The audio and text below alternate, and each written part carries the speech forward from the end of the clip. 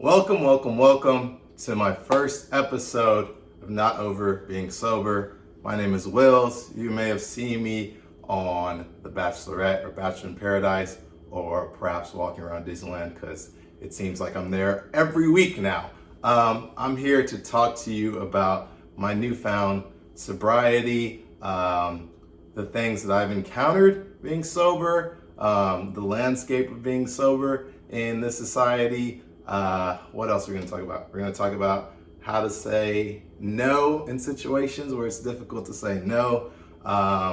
Also, the negative connotations behind sobriety. We'll get into it. But I just really wanted to talk about why I decided to become sober. I feel like in society as a whole, when someone says they decide to stop drinking or that they want to become sober, I believe that there's like a connotation behind it that that person has a problem or can't say no or is addicted to alcohol. For me, none of those things occurred. I just had not necessarily an epiphany moment, but I just really just took stock on the moment I began drinking to the current moment. And I told myself that I never really asked myself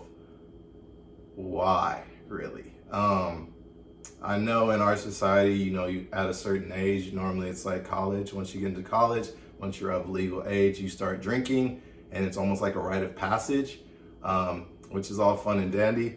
But for me, it kind of just started and not necessarily snowballed, but it just became a constant. You're at parties, you're drinking, you're out at lunch or brunch, you have a drink. But for me, especially once the pandemic hit, I just thought about what has alcohol brought into my life, especially recently. And I realized that alcohol was taking more than it was giving me, at least in my life. And let me also clarify that this is in no way, shape, or form like me shaming alcohol and me telling you to be sober. This is just my experiences. And for those who have questions, or those who have concerns, or those who may necessarily want to, take the jump into becoming sober, this is for you. I still love making drinks for my friends. I still like seeing my friends enjoy alcohol. But just for me personally, I don't really see a place for it in my life, for me, at least right now. But I will definitely say, once I became sober, I've just experienced things that I never thought I would, which has just been very, very interesting. It's the reason I wanted to start the show, is kind of share these different viewpoints and these different perspectives you may not have thought about. So we're going to get into that. But let me first talk about more reasons why I became sober. I realized that a lot of times I would have good memories drinking out with my friends or whatnot, but then later on I would try to recount those memories, and I know I had good memories, but then I realized I didn't really remember too much of it, because I think we can all relate to, you go out drinking with your friends or what have you, and it's like a blur. You're having a lot of fun, but it's a blur. And for me, memories are an amazing thing, and I want to be able to recount those things and remember those things. And a lot of times for me, when I was drinking or, having a good time, I would remember it in the moment, but I wouldn't remember it past that. And that just kind of frustrated me, because I wanted to remember these great times. But yeah, for the most part, I just realized that it was taking out more than it was bringing in, and I just wanted to make the change. Initially, it was just a short change, just to see how it goes. But that really, really develops into more of a long-term change for me, and I want to continue it, and I don't really miss it at all. I will admit, from time to time, I do desire specifically a Strongbow cider. I love Strongbow cider, but that's probably the only temptation I've had. Other than that, I don't have any desire to go back to drinking alcohol at the moment. But let me get into the perspectives that I've had since becoming sober. The first one that occurred to me was like, I'll still go out with my friends to a bar, but when you're drinking, like the passage of time kind of dissipates after a while. Like once you come under the influence, time kind of just like disappears almost. But when you're sober and you're around friends who are drinking, like you see the different stages of the night so clearly. Like I already would consider myself like a people watcher, but being a people watcher when you're sober in like a situation where most people are drinking is like mind-boggling, because it seems like everyone is just like, I don't know, on this like train to like chaos and creativity, and just I don't really know how to explain it, but there's just so many different levels of people watching when you're sober in like a drinking environment. That's just, I can't, let me see if I can figure out a better way to explain this. I guess like you could say like logic starts going out the window, because the first time it happened, when I was like around my friends and they were drinking, I wasn't, like there was a point in time where I was just like, why don't they understand what I'm talking about? And it kind of frustrated me at first, because I'm just like, am I not like speaking clearly? Do they not, am I not like explaining it well enough? And it didn't hit me until maybe the second or third time I went out. I was just like, because they're drinking. That's why they don't understand you as much as they would if we were all, you know, sober. So it was just interesting. So like being a sober person in those environments, you kind of not necessarily have to change your personality, but you have to change the way you address your friends or address people who are drinking, because like some logic goes out the window as the night goes on. So that's definitely something interesting that I've discovered. What else is interesting? I don't want to get into negative connotations yet. I'm gonna get to that. That's gonna be a big part. But another thing is like, I'm a really logistical person, and now that I'm sober and like I go out with my friends, I just offer to be the designated driver, because I'm not gonna drink anyway, and I don't mind driving around. I want my friends to be able to get around safely. But the same thing with the like logic goes out the window. Like you'll be driving to the place, right? Everything will be fine, but you'll be like driving in the middle of the night somewhere else, and like your friends will be like trying to give you directions. Or like for example, I have one instance where my buddy was like, he kept asking me if I was okay or if I knew where I was going. I promise you, at least 10 times within the span of 5 minutes. And at first I was getting really frustrated, because I'm like, why does he keep asking me this? Like, does he not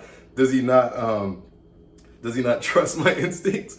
But then I was like, well, it's because he's under the influence, and under the influence, you care more about your people. You're like, are you good? Are you good? You okay? But that's just another situation that I didn't think I would ever experience, but I experienced it now.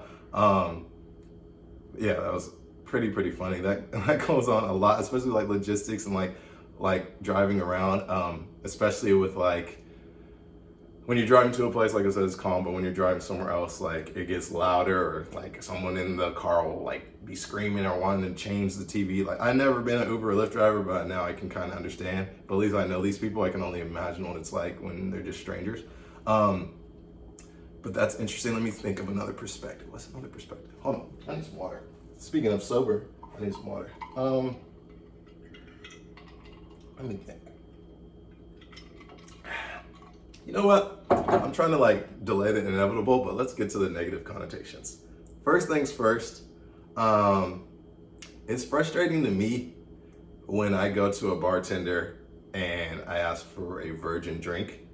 And I don't think they do it consciously, but they look at you funny, almost like, what's wrong with you? Like, or they look at you like, is he like a recovering addict or something? There's just some kind of like look that you get when you order a virgin drink, especially like at a bar where everyone is drinking. It's just, I don't necessarily feel judged, but something just feels off. And that leads me into the term virgin blank. I just feel like there's a negative connotation between sober drinks, like virgin mojito, a virgin, I don't want to say virgin rum and coke because it's just coke, but like a virgin, I don't know, any like virgin pina colada or something like that. Like as soon as you put that like virgin term in, at least in like, I feel like American society, like the term virgin is just like, that's something that you want to get rid of and like cast it aside. And like, I feel like people in like high school and stuff like tease you if you are a virgin. Like, I just feel like that has a negative connotation. Like when, as soon as you like go to order like a virgin drink, it's just like, you're already like saying something that's conceived as like technically bad in our society, I guess. But also the term mocktail, like mock means like fake, like not real. So it's like, I understand like a mocktail is like a fake drink, but like, why is it fake? Because it just doesn't have alcohol in it. That's not fake, that's just a drink.